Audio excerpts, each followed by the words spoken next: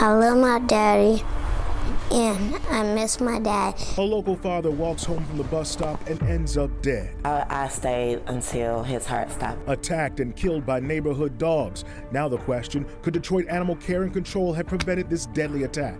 I would hope that the city officials, would do what they need to do as far as doing their jobs.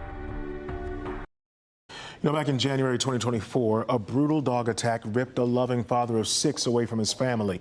Harold Phillips was walking home in Detroit when 3 dogs got out of an unsecured gate and killed him. And the dog owners were sentenced on dangerous animal causing death charges earlier this year. Now, the family argues it wasn't just the dog owners' fault, but the system failed this family. They filed a wrongful death lawsuit, and according to that lawsuit, Detroit Animal Control had run-ins with these dogs before Harold was killed.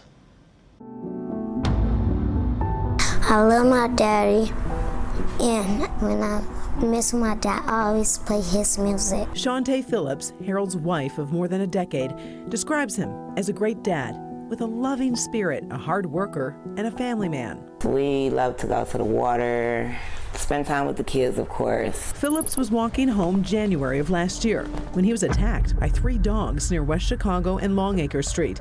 The dogs got out of an unsecured gate. When Shawntae got to the hospital, her husband was already in a coma. It was very hard, but I was praying very much so that he would have made it through. I stayed until his heart stopped. Phillips died 4 days after the attack. The owners of the dogs, Roy and Trevina Goodman, were sentenced in January. Roy got 30 months to 15 years and is currently in prison. Trevina got 3 years of probation. But now, the fight for accountability goes to the city. The lawsuit that we filed seeks to find accountability for the city of Detroit, Detroit Animal Care and Control, and Friends of Detroit Animal Care and Control. According to the lawsuit, Roy Goodman was watching a 5-year-old boy when he and the child were both bitten. 5 dogs were living in the home, and Detroit Animal Control impounded 2 of them. Trevina sent a plea to the animal control investigator to let her keep one of the dogs, saying the dog doesn't feel safe in his own skin. She agreed to enroll the dog in a Zoom training session, and the dog was returned to her.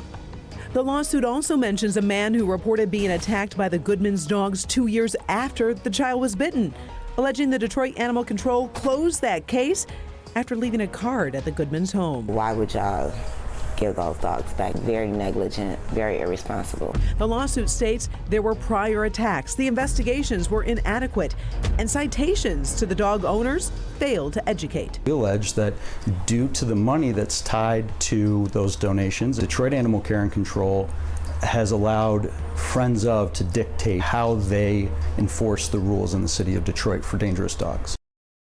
So we did reach out to Detroit Animal Care and Control. The city declined to make a statement on the story, only saying they don't comment on active litigation. Meantime, Friends of Detroit Animal Care and Control said they were aware that they had been named as parties in this lawsuit, but then could not provide any details.